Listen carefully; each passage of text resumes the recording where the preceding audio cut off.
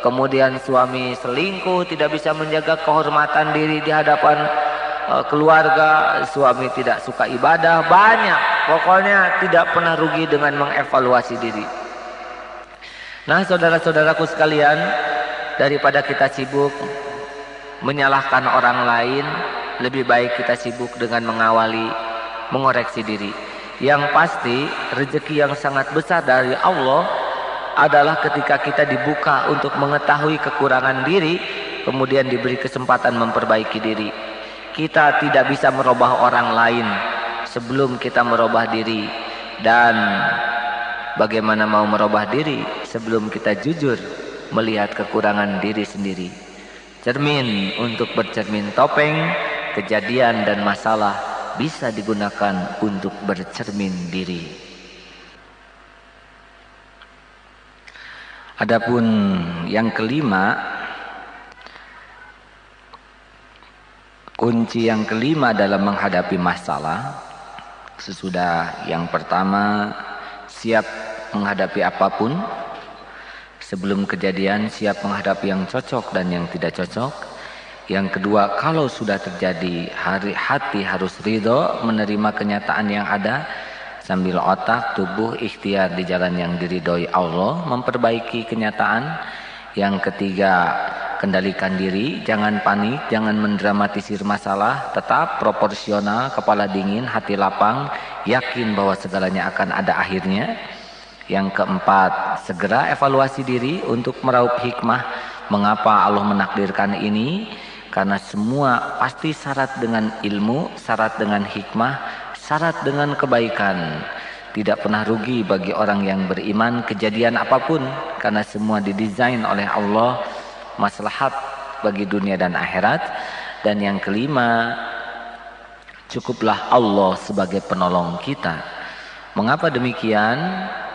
Karena memang segala sesuatu selain Allah, la haula wala quwwata illa billah, tiada daya, tiada upaya kecuali diberi kekuatan oleh Allah.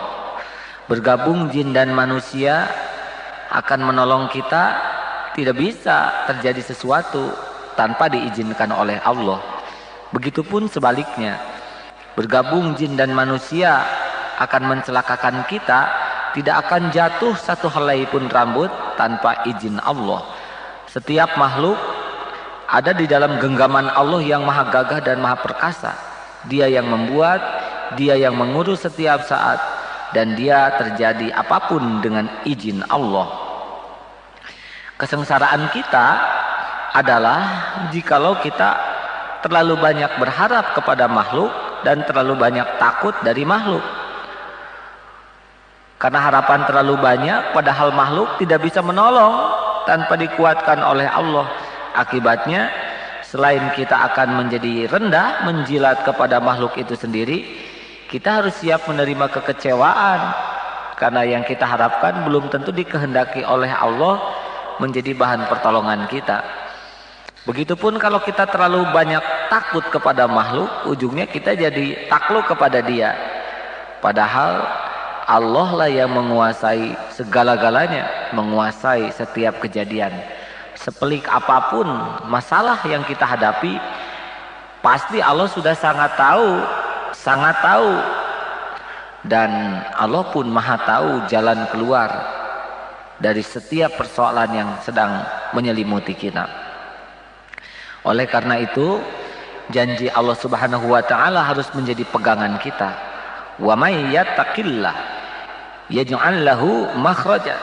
Barang siapa yang bersungguh-sungguh kepada Allah, menjaga ketaatannya, menjauhi sekuat-kuatnya, menjauhi apa yang tidak disukai Allah, jaminan dari Allah baginya makhraja, jalan keluar. Jalan keluar. Jadi jalan keluar itu sudah disiapkan oleh Allah yang Maha Agung. Tergantung nih kita sungguh-sungguh tidak. Wa yarzuqhu min haitsu la yahtasib. Dan Allah akan membukakan pintu rezeki, pertolongan dari tempat yang tidak terdeteksi, yang tidak terduga oleh kita. Jadi tidak ada pesimis walaupun belum terpikir oleh kita, walaupun mustahil menurut kita. Karena keterbatasan pengetahuan kita, Maha Suci Allah yang Maha tahu segala-galanya. Dia menjanjikan pertolongan bahkan dari tempat yang tidak diduga. Artinya kalau ada sesuatu saat di mana kita dalam pelik yang luar biasa pelik, itu bukan berarti tamat sudah. Karena pertolongan Allah dijanjikan justru dari yang tidak terduga. Maka tidak ada pesimis. Tidak ada yang tidak mungkin bagi Allah. Hutang sebesar apapun, apa sulitnya bagi Allah mengatur semua jalan supaya hutang kita terlunasi. Sudah terlalu banyak bukti ini. Wa may yatawakkal 'alallah fahuwa hasbuh. Dan barang siapa yang hatinya bulat keyakinannya, total yakin Allah lah pemilik segala-galanya, Allah lah yang mengurus, Allah yang menahan, Allah yang membagi, Allah yang mengambil, bahwa makhluk itu adalah jalan dari ketetapan Allah, maka Allah menjanjikan fahuwa hasbuh, maka akan dicukupi segala kebutuhannya. Kita tidak usah ingin jadi orang kaya, yang penting bagi kita kalau butuh dicukupi oleh Allah. Tanah mau naik berapa saja tidak usah panik, karena panik juga tidak menurunkan harga tanah. Bagi kita tanah berapapun tidak apa-apa, yang penting terbeli, dan ini hanya bisa jikalau Allah yang mencukupi.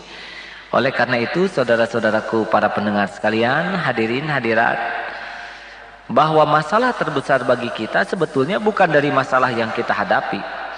Kalau dengan masalah yang ada kita semakin mendekat kepada Allah, beriring dengan kegigihan otak dan tubuh kita menyempurnakan ikhtiar secara duniawi, syariat duniawi, kegigihan kita untuk selalu taat kepada Allah, kegigihan kita untuk menjauhi apa yang tidak disukai Allah, maka persoalan ini adalah menjadi sarana yang efektif untuk bisa merasakan indahnya pertolongan Allah.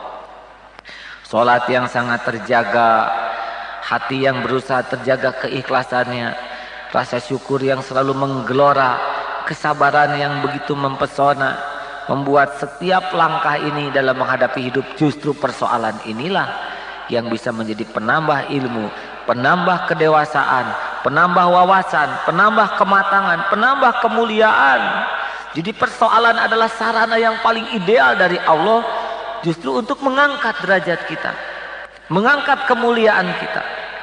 Bahkan ada sebuah syair yang berbunyi, ujian adalah tarbiyah dari Allah. Indah sekali bahwa ujian adalah tarbiyah dari Allah. Allah mendidik, mengajari, memuliakan kita lewat ujian masalah yang kita hadapi. Oleh karena itu siapapun di antara kita yang menganggap remeh hubungan dengan Allah, menganggap remeh kedekatan dengan Allah, maka itulah masalah yang sebenarnya. Karena masalah-masalah yang tadi justru akan membelit dirinya, menambah stres, panik, pusing, gelagapan, putus asa. Akhirnya dia menderita bukan oleh masalahnya, dia menderita oleh sikap terhadap masalahnya. Semoga dalam kajian-kajian kita yang akan datang, kita akan coba bahas amalan apa yang secara efektif dapat menggapai pertolongan Allah sesuai dengan kelima rumus yang berusaha kita pelajari dan kita pahami bersama ini. Wallahu alam, cukuplah Allah sebagai pelindung, penolong dan penuntun kita. Allahumma sholli ala Muhammad wa ala alihi wa ashabihi ajma'in. Alhamdulillahi rabbil alamin. Wassalamu alaikum warahmatullahi wabarakatuh.